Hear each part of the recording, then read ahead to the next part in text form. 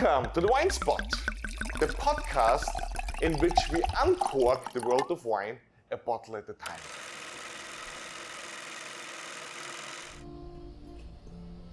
Alrighty, a happy Wednesday everybody, and welcome to our first session of WineSpot podcast. My name, your host Christian Esser here from Le Petit Bar, Cayman and Wine School 3. Today we have some really amazing and special guests here with me live. Rebecca Leumann from Jaques, Cayman, and all the way 4,000 miles away from Sonoma, California, we do have the winemaker Greg Morthhole from Davis Bynum joining us today. And let's go right over, Greg. How are you doing today? How is harvest coming along for you? That's a funny question, Chris, because we actually haven't started harvest yet, which is really unusual for us. It's been a beautiful year, stunningly beautiful year, and it continues to be actually. So we were just at the River West Vineyard where we make this Chardonnay from just an hour ago, and enjoying the vineyard, walking around, getting kind of lay of the land, but we actually haven't started picking yet. We're gonna start picking on Friday, and then into early next week will be the very beginning of it. But it's been great, and it's been a fantastic year. That's amazing. When you think back, how long have you been making wine in Sonoma and in general? Oh, let's see. So I've been here since 1999, about 24 years in Sonoma County. I've been at Rodney Strong for 18 years, and I've been making wine for 16. And then the Davis Bynum wines here for the last 13 years. Oh, that's impressive. When you think about the last vintages, right now, 2023, what do you think it's more similar to some of the past vintages?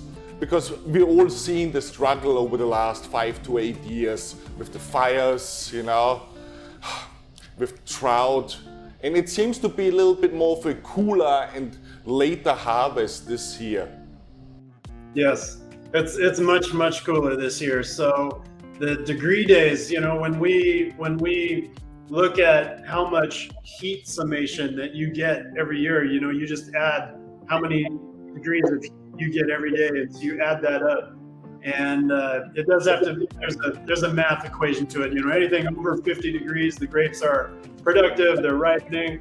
There's different ways of looking at it. Anything over 95 degrees, it can be too hot to ripen. The plants kind of close up a little bit. But with that summation of degree days, anyway, this particular vintage in 2023 is at a very low, long, slow, mellow incline, which is just interestingly different. Probably the closest thing to it would be 2010. Was my first vintage making Davis Bynum wines, and the coolest vintage that I'd seen until this vintage. And I'll tell you, I've had some 2010s in the last 6 months, and they're delicious. So one thing you can get out of a cool vintage is just balance in the wines, a lot higher acid balance, and just a lot of freshness that just lasts in those wines. So it's something to look for. And the 2023s, I think, are on that track. Awesome. Tell us something about Davis Bynum Winery, please. Who is Davis Bynum, and how did it all started? Davis Bynum was my friend from an older generation. He passed away at the age of 92 in 2017, but he was born in 1925. He ended up making a little bit of homemade wine when he was 25 years old. Early in his life, he was a newspaper reporter, and he worked for the San Francisco Chronicle. He did that for many years. Then eventually, when he was 40 years old, he started making wine for himself, Davis Bynum as his brand.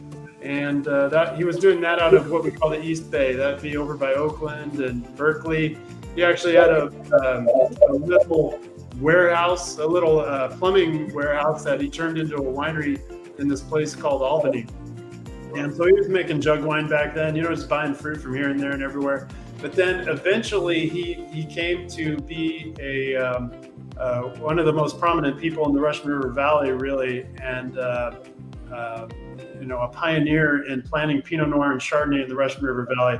1965, he started his winery. In 1973, he was making the very first single vineyard Russian River Pinot from Joe Roccoli's fruit on West Side Road up in the northern part of the Russian River here in Sonoma County. So he went from this period of having made homemade wine very early on to commercial winemaking in the 60s, which in and of itself was very, very early. Mid-60s, there were only several hundred acres of Chardonnay in the whole of California. So if that tells you anything. And then through the 70s and this growth period in the industry where apples and apple orchards were kind of going by the wayside and going towards grapes. And he was there for all of that. And in the most hallowed ground in the Russian River up on West Side Road, which is where we have our River West vineyard. So, he saw all of that through the 80s. And then he met Tom Klein, who owned the Rodney Strong and the Klein family, who owned Rodney Strong in the 2000s. So he met him at a wine fair, and Davis told him that he might, he was getting in his 80s by then. He told him he might want to sell his brand one day, and Tom said, well, give him a call. And so a couple of years later he did, and we bought Davis Bynum in 2007. Awesome. So also with us here today is Rebecca Leumann from Jaques. And Rebecca, she has her WCT diploma since the last, how many years now? I finished in 2019. 2019? Yeah. And we are tasting the Davis Bynum Sauvignon Blanc. Would you mind walking us through your tasting notes? How are you? Absolutely. So this is a beautiful Sauvignon Blanc. It's quite uncharacteristically Sonoma. It has almost a New Zealand Sauvignon smell, don't you think? You get those grapefruit notes to it, that nice freshness to it. But lots of fruit, very vibrant wine. And then on the palate too, you get all those same notes, very refreshing. This would be ideal pair, I think, with any seafood, any chicken, but to have it on its own on a hot day in a porch, that would be delicious as well. I think there's really this really ripe peach and some of these gooseberries, but it's really these tropical notes in here. Greg, what can you tell us about the Sauvignon Blanc from your perspective? Yeah, thank you for your notes. I appreciate that, Rebecca and Chris. It's fun to make a Sauv Blanc. We're focused on Pinot Noir and Chardonnay, but with Sauvignon Blanc, of course, we've got a little white aromatic variety, and it's a lot of fun to make. We don't do a whole lot of it, a couple hundred cases. We ferment it. I like to ferment it in a little bit of acacia. So that came across my radar a few years ago. Acacia is not oak. That's a whole different tree, a different wood. So there's no like oaky tones. There is a little bit of old French oak in the wine. It's about 20% old seasoned French oak that's already been used to make Chardonnay for a few years. So it doesn't lend oaky tones per se, but you just get air into the wine and it just adds to the body. But about 40% of it is acacia, and 20% of that was new. And it just kind of lifts the citrus tones. It lifts a bit of like that citrus, there's a little bit of a pithiness to it, a little lime, and I get a variety of other flavors too. It's just a really nice herbal background, a little bit of tropical.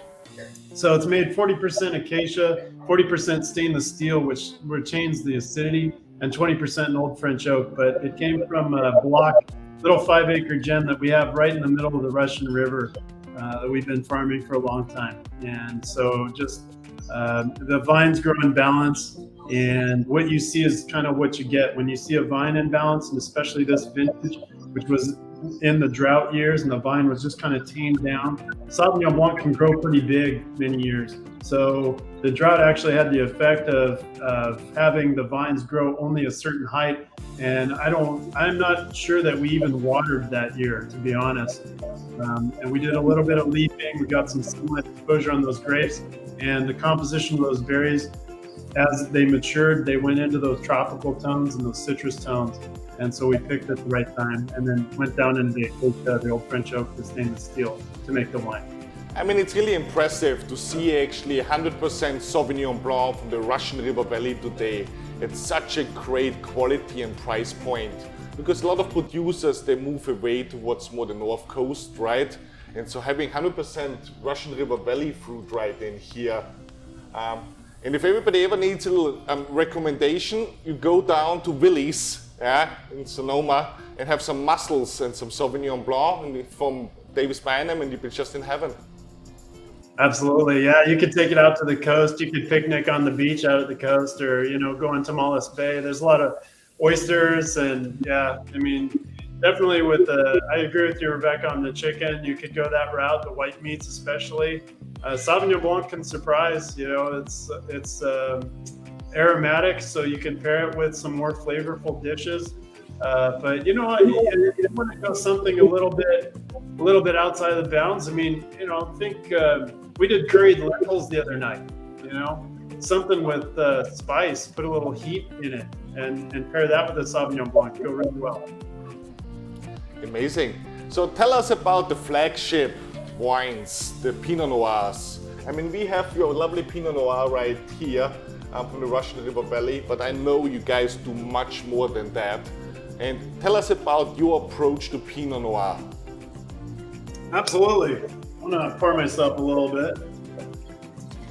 So I think Pinot Noir could be made into a variety of styles, and it's arguably my favorite wine.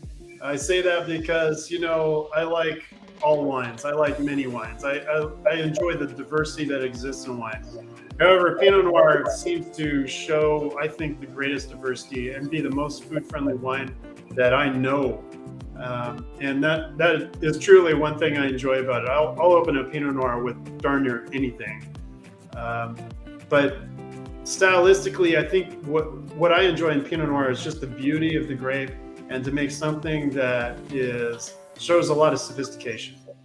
And to that end, what I mean is picking at the right time and making sure that Pinot isn't super rich, making sure that you pick early enough to where the acids are still high, and so those fruit tones kind of span from red sometimes into the darker fruit tones, but has, Pinot that has a lot of freshness, and sometimes those aromatics go into floral tones. They can be kind of vinous. The fruit tones can show a little purple in that way, a little blueberry sometimes, depending on the vineyards. The cooler climates in the Russian River have more berry fruit tone, that being raspberry, cranberry, blueberry, those types of things. And this Pinot Noir has about 1/3 of the wine is coming from those cooler sites down in what's called the Green Valley of the Russian River. It's a nested appellation within the Russian River, but to the southwest, closer to the coast. And then about 2/3 of the wine is coming from the warmer center part of the Russian River that lends more body and richness to the wine. So they marry up really well. The fruit tones from the center part also are a little riper, a little richer. They're more plummy. That contrasts really well with the berry fruit tone from the cooler area. So you're getting the berry fruit and the acid from the cooler southwest, the Green Valley area, and then you're getting the body, the oiliness, the richness from the center, plus a little riper fruit tone. And marrying those things up just makes a wine, I think, that can be very sublime. As a winemaker, it's a harder wine to make. It's Pinot Noir can show you a lot of different faces, and it can be somewhat troubling to grow and to make into a wine. But it also, when it's at its best, it's just sublime. And I think there's nowhere in the world that does it better anyway than the Russian River. Absolutely, right? Since we're speaking about growing, for some of our Pinot Noir geeks out there who are really into the clone parts of it, right? Tell us, don't go too deep into it, right? But tell us, what's your favorite Pinot Noir clone? Okay, well, my favorite, to pick a favorite's really tough. I have 2 kids, and so that's kind of a similar question. I think my 2 favorite clones anyway, having 2 kids, I'll pick 2. Yeah. They're very different, Clone 115 is one of the famous Dijon clones that came over in the 1980s. what I love about it is it's reddish fruit. It just captures the cherry fruit that I think is so endemic to the Russian River Pinot Noir. It's just so core to Pinot Noir around here. But it also has a little fruit tone. A little floral tone to it. So if you take cherry, you add a little rose petal to it. You know, that's what Clone 115 comes out like. And it's really well balanced. I mean, it's a complete wine on its own. It's just delicious and lovely. It's very sophisticated and elegant. The other clone that I would pick is Clone 667, another Dijon clone. And there are many clones that do have a lot of nuances and add a lot of nuances when you make a blend like this, because this has about 8 different clones in it. But those 2 are my favorites. And the 667 adds some black tea, a little bit of spice, and I like that as much as anything. I would back all that up with a little bit of this heritage clone called Pommard. I know there's a region called Pommard in France. It was brought over to the United States in 1951 by Dr. Harold Olmo, a researcher, a professor at UC Davis. And it's leathery and earthy and kind of rich and oily. So it's a bodybuilder for the wine. So let's say you pick that 115 with its cherry and fragrant tones, the floral tones, and beautiful acidity and balance. And you pick that 667 with the spice and the black tea and a slightly darker touch, a little bit of like a darker plum tone in there in the background. And then you add some leathery, earthy, kind of Burgundian, oily, rich Pommard in the background. Let's say about 20%. You know, you're on your way. You're on your way to big things. But, you know, and so we've got a couple other clones that we add beyond that. But those are kind of the frame things. Well, awesome, Rebecca. What's one of your highlights of the Pinot Noir? Oh, I like this Pinot Noir very much. It's very elegant, but still very powerful, a lot of complexity to it. And as you mentioned, the first thing you get on the nose is that red cherry. That's the first thing. But then when you go a little bit deep, you get those floral notes to it, a little bit of that spiciness to it. So yeah, delicious wine. Awesome. And now as you say, it's liquid, lively, and fun. Yeah, it's Pinot. It's mysterious, you know. Sometimes even the same block can turn out very differently. The way I see it, each of these blocks kind of has its sector, you know, on this wheel.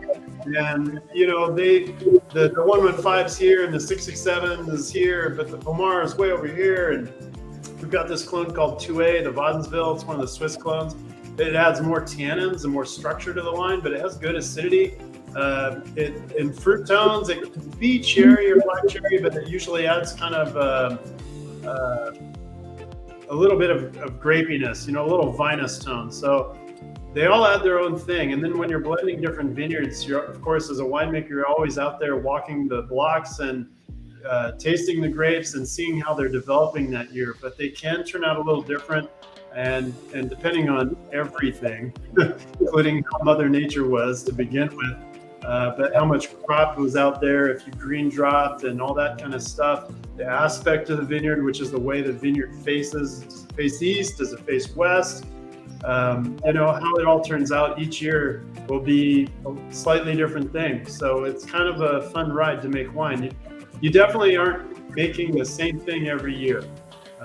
It's a big part of the fun. But yeah, I enjoy that Pinot Noir seems to be right at the hub. It's an old variety, and it just touches on so many different aspects of wine. And it's so fruit friendly. It's my favorite. I mean, you have such a great climate in the Russian River Valley. So let me ask you a couple of questions when it comes to winemaking. So you get the grapes at the winery, and I suppose you're a couple of weeks away. What approach do you take towards cap management? You know, punching down, pumping over, how many times you do it? Yeah, it's a great question. Actually, that has a lot to do with it. My personal philosophy is 90% of it's out in the vineyard. So what we're going into is the 10% that is the winemaking side. Maybe I'm being a little, you know, maybe the influence on the winemaker is a little more, but honestly, having those great sites and picking when you pick is really key. what you do at the winery and during that period of fermentation is the back end of all that work that you did out in the vineyards. And at the end of fermentation, you're going to put this wine down in the barrel for 14 months, as this one was, and that's just aging. You either made a phenomenal wine, or a good wine, or a mediocre wine. You've already made it at that point. It's not going to change its path at that point. You're going to marry it up with like really a great set of barrels, or depending on how quality the wine was. In terms of cap management, to your question, Chris, it's pertinent to how much extraction you're going to get, right?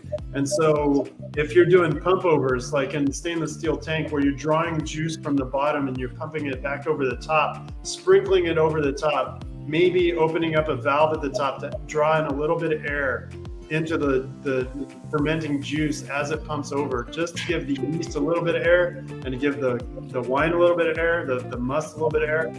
That's something that we do. So that's called a venturi. We'll open that up at the top. We will pump over. I usually choose to pump over about twice a day. In later years, last like about 4 or 5 years, I've chosen to lower the duration of the pump overs down to they're lower. They're probably about 20 or 30% less time. So there's a little bit, the pump overs are still happening, but for less amount of time. The punch downs, we're doing those in smaller, we're doing them in little barrels and concrete fermenters that we have that hold about 0.8 tons. So we actually go in there with a big potato masher looking thing and punch the cap down. That is a different process. You're doing a similar thing in that you're wetting the cap and you're extracting, but it's much more physical. You're pushing that cap down into the wine. And so the idea here philosophically is to do it to a minimal extent. So extraction is going to happen over the course of 8 or 10 or 12 days. And the fact that you're hitting those skins is kind of exacerbating the extraction. So what I don't want to do is do that too much. And so we've done it twice a day, and we've been doing that for years now. But just enough to get the whole cap down under the submerged, and then to allow it to come back up. Not to keep doing it, for 5 minutes or something like that. It's just really, you're doing it for about 1 or 2 minutes, maybe at the most, just to get the whole thing down. And when you make wines like that, they tend to show a lot of balance. You're not going to over extract those tannins, because we're already picking early, so they already have a really good amount of acidity. When you're just doing cap management by punching a few times, the tannins are in balance with the acids, and then that just plays out well in your palate. Where can we come and visit you? Absolutely, please do. Yeah, we're up on Old Redwood Highway, just south of Healdsburg. Mailing address is in Healdsburg, but with a physical winery, we're in between Healdsburg and Windsor. But yeah, we'd love to have you or any of your guests come out to the winery. You can do a fly to Davis Bynum wines down on our terrace. The backdrop to the terrace is these redwood planks that used to be these old redwood tanks that we had here. We took them down when they got too old to make wine in. We planed them down and made that the backdrop. But yeah, you can make a reservation, come out here, and for a little fee, just so we can clean the glasses and whatnot, you can taste the lineup of Davis Bynum wines and what we do out here, all these single vineyard wines in Russia. I highly recommend it for everybody to go there. It's been such a great experience. No, we have to go, Rebecca, together. Absolutely. Do you have any other questions for Greg, Rebecca? I do actually. How about your most challenging harvest? Can you talk us about that and how you managed to still make wine at the end of the day? Yeah, let's see. I could touch on a few different wines. One was Sauvignon Blanc from a couple of years ago, where we actually had an issue out in the vineyard. So we went through and dropped fruit once, and it was a fungal issue, and it kind of started to grow out again. So we went through, we dropped fruit a second time, and then we were watching it. And the third time we went through, we dropped fruit, we picked the very next day.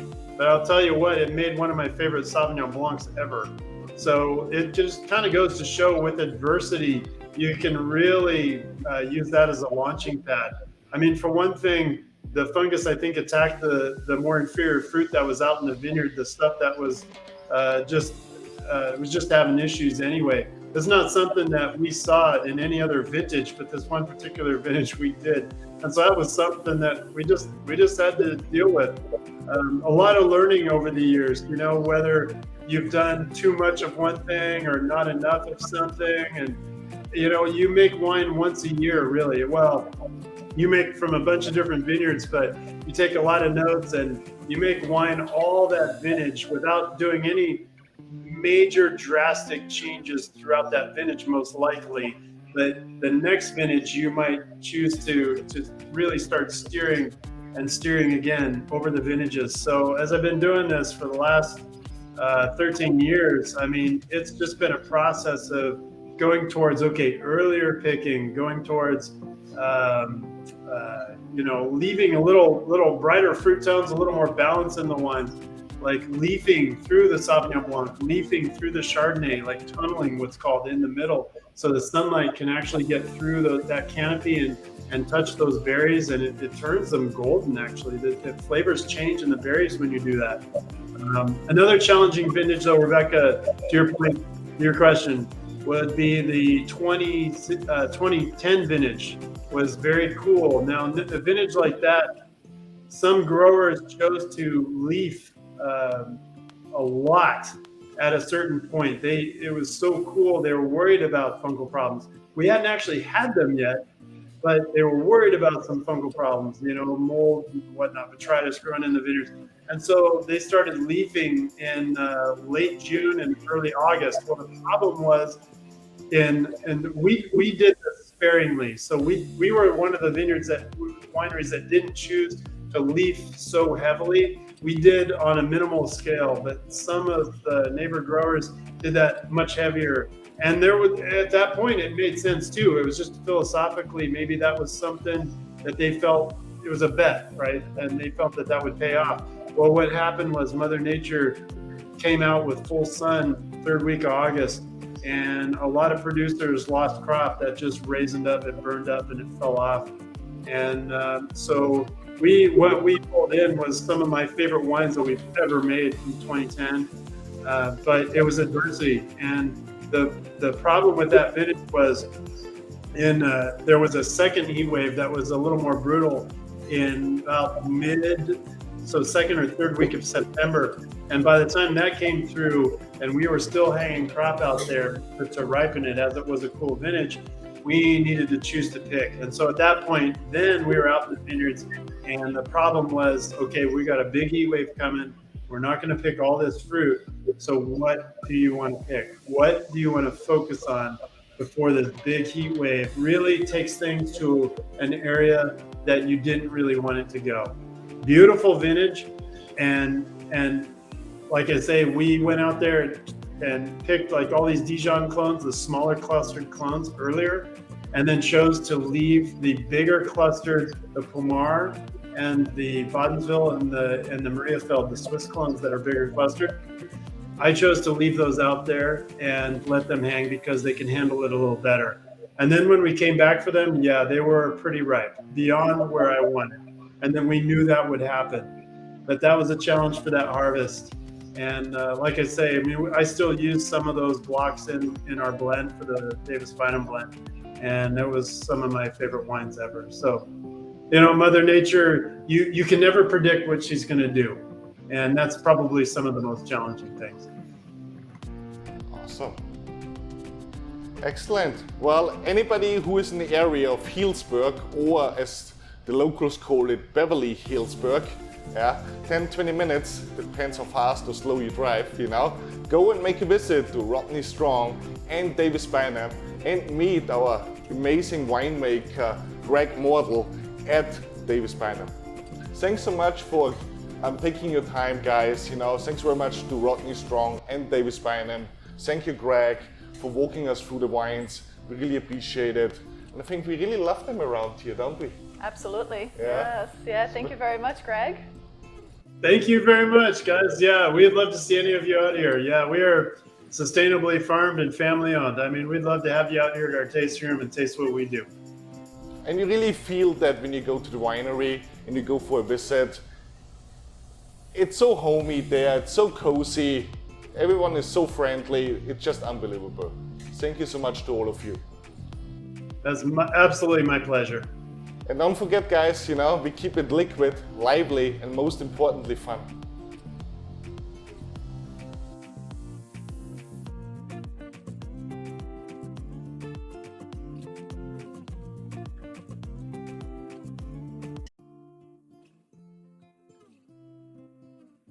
Thank you so much for being here today. It's such a wonderful pleasure having you. Thank you for having me. It's a pleasure to be on the first episode.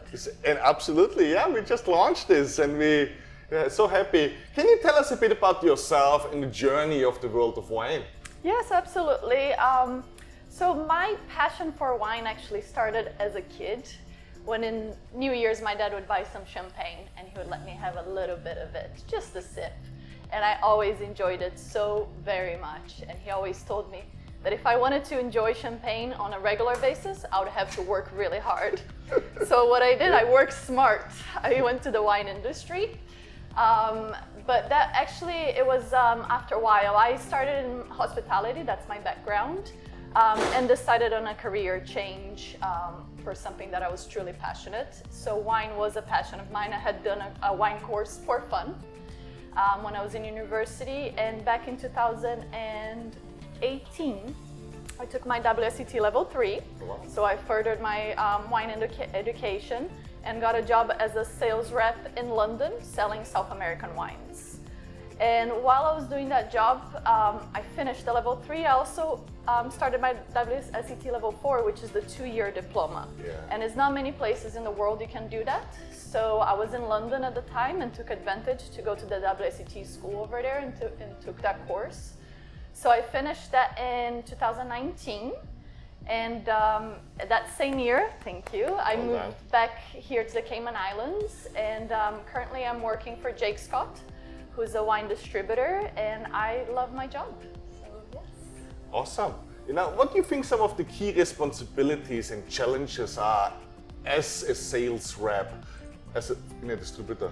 So key responsibilities, we are really brand ambassadors for all the wines we represent. We are here to pass all that knowledge that we get from the winemaker or winery owner or producer to the customers. So we're that link, and we want to make sure the wines are portrayed very well in the market.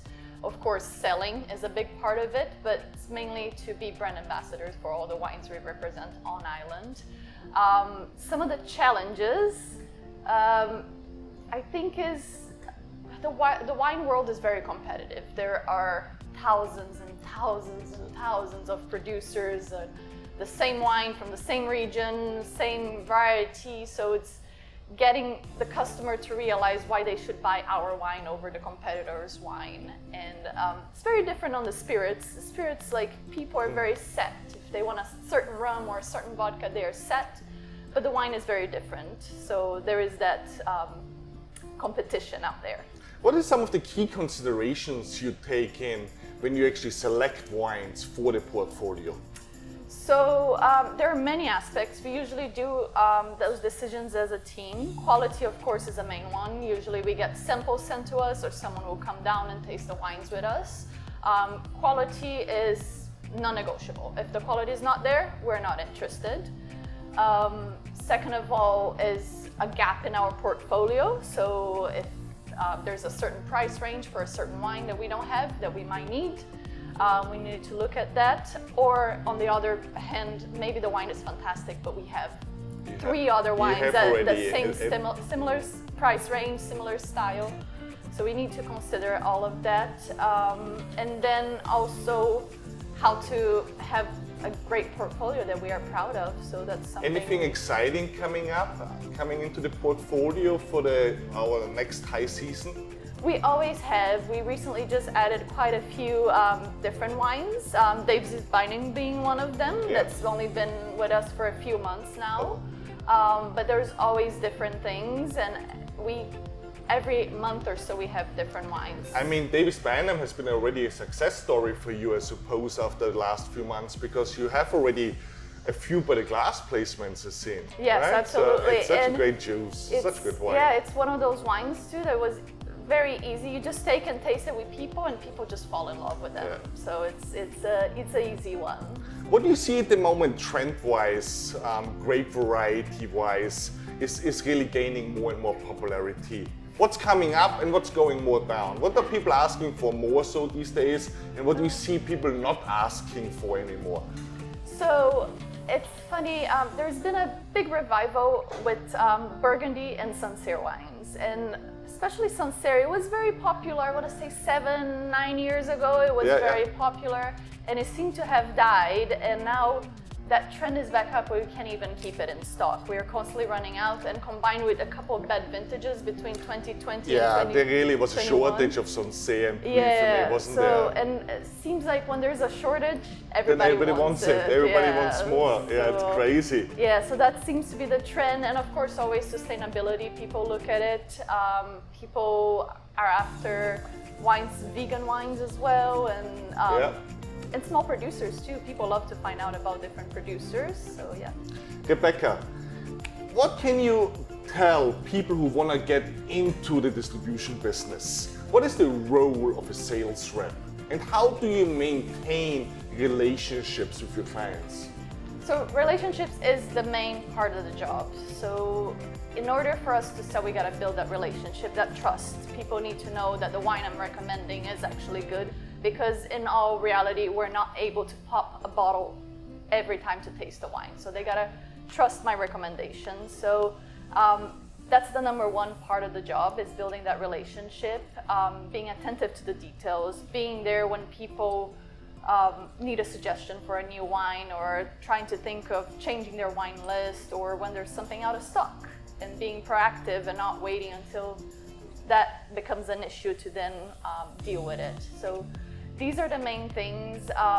There's a lot of time spent on the road for a sales rep. So we're constantly, and people glamorize it a little bit, but we're constantly out for dinners and entertaining vendors that come in, winemakers and clients as well.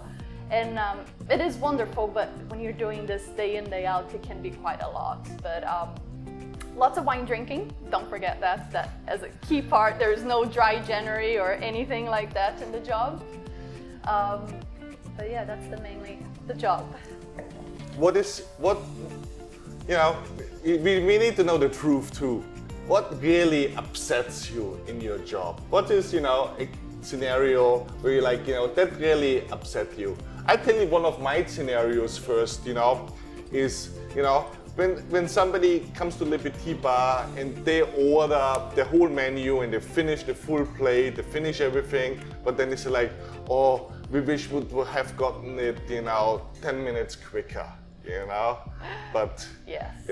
there's always a comment to be made. Yeah, absolutely. It's hard to please everybody. That's what the hospitality industry is, very difficult. For me, I think we are all about building that relationship and helping each other out. For me, it's very difficult when people are trying to take advantage and get the most out of us, because what we try to build is a partnership where the customer makes money and we make money, and everybody's happy at the end of the day. And I think sometimes your customers, which I'm technically one of your customers, we actually make more money than you do, because as a distributor the margins are much smaller in comparison towards a restaurant or bar margin. So I definitely can see that. How important do you think sustainability and eco-friendly packaging wine is for you in general and for the customer? It's very important, but it's also a very difficult aspect to deal with. So we try as much as we can to deal with producers that are sustainable, because that's what we want to see out there. Sometimes in reality that's not always possible, because that costs more for the producer, hence costs more for the wine, and we need to have also entry-level wines. But also on another side, the shipping everything to an island is very difficult. it's easier if you're living in Napa and Sonoma to go get the wine from your producer right there. But we got to put everything in a container and bring it to this island. So we try as much as we can to look on that side, but it is a difficult industry. What's your most memorable wine experience? This was probably my first years in the wine industry when I was still living in London. I went to Argentina to visit a producer, Allemande, and this winemaker had a little house with a restaurant, not a restaurant, a kitchen, where he made us food. Like it was me and another a distributor at the time, and to sit there with this winemaker, and he would walk us through the wine, and then he would take us just outside. It was the vineyard, and he'd be like, look at this clone, this comes from this clone, and it has the leaf shaped like this, and this wine comes from that clone and is shaped like this, and this ripens early, and this berry is like this, but this berry is like that. That's why the wine tastes like this. And to have that so hands-on, to just walk outside and being able to see that with my own eyes was beautiful. As you said earlier, there's so many wines out there, thousands of different grape varieties. Every country around the globe almost makes wines. Nowadays, yeah. How do you stay on top of the trends and the newest innovations in the wine business? So always following all the wine magazines, of course, your Wine Spectator, Decanter, try to get the news from different sides of the world. Visiting the producers always and being in touch. We constantly have calls with distributors to know what's new, and winemakers to explain us what's going on. And also social media is a big part of it. I must say, like, I follow most of the producers we distribute, and that's a lot of them on social media, and they're always putting very interesting things out there. Some are more marketing focused, and some are more like wine nerds, which is actually a lot of fun for people like us. So I do tend to get a lot of information out of there as well. So how important do you think wine education is in this business? Very, very important.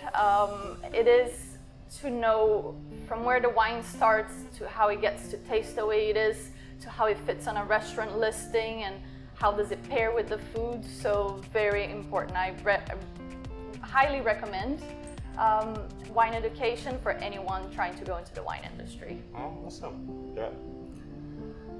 Rebecca, so you're out there on the road constantly, out for lunch and dinner. Yeah, jealous. You know, I should come and join you. So you eat a lot of amazing food, from like the Ritz-Carlton to Tilly's and Seafire.